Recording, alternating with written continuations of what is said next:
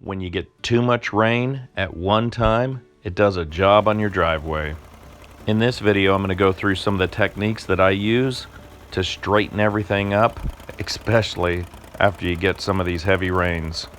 A front end loader is real handy for this type of stuff. One of the easiest methods for straightening out a driveway is just to move back and forth without moving your loader up and down at all. It's kind of like using a planer on a piece of wood. Sometimes if I'm dragging too much dirt on the back of the loader, I'll lift it up just a little bit and then push forward again and just keep moving the dirt back and forth. There were some bad dips in this road before I started. You could really feel them, especially if you were in a smaller car. The rain didn't do all the damage. This needed done anyway. Now you can see it's starting to get really flat.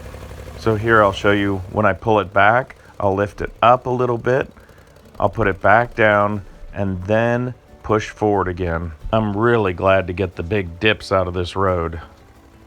As the road gets straighter, I can go further into the dip and grab more dirt and then use that dirt to bring it all the way back and pull out even more dips. You want to keep your wheels on flat ground at all times. If your wheels go up or down on a pile of dirt, the blade on your loader is going to dig in.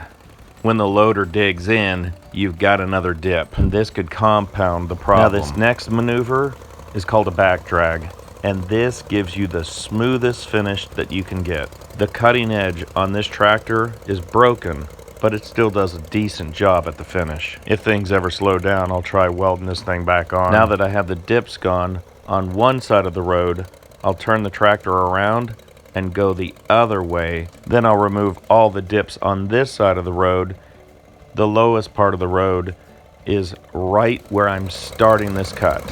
This low spot will drive the water into the grass instead of on the road where it's going to destroy the road. I need to build the intersecting road higher to drive the water off the road and into the grass. So I'll use the scoop to drag and cut up a little bit more of the dirt and then push it back onto the road.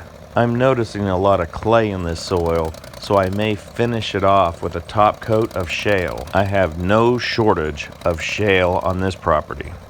Now that I have the dirt loosened up, I'll go ahead and drop it, go forward a little bit more, and then drag this onto the road.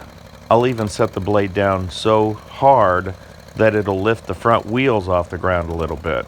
Now, when I'm pulling, I'm not able to steer, so there's a delicate balance here. I'm not concerned about not being able to steer. I need to get some of this onto the road first. Then I can run a final pass. You see the dust kick up, that's a big rock.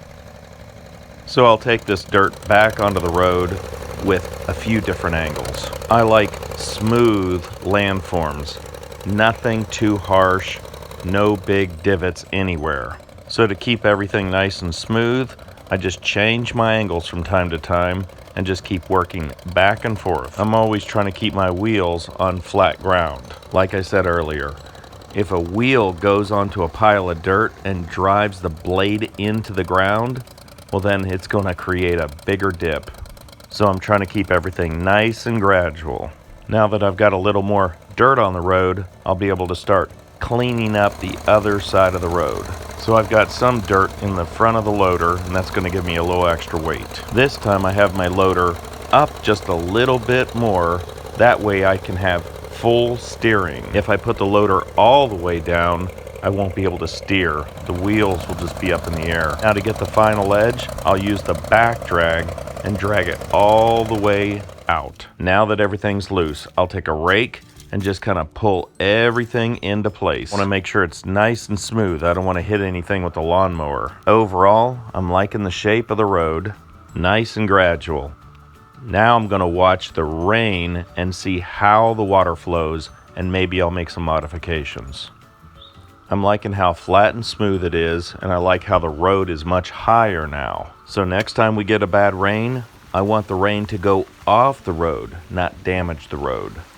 So these are some of the techniques that I have found to be useful when fixing a road. If anybody else has any experience that could be useful, please leave comments below. I'd love to hear them. I'm always looking for more tips to make my job easier. Well, I appreciate your time, and thanks for watching.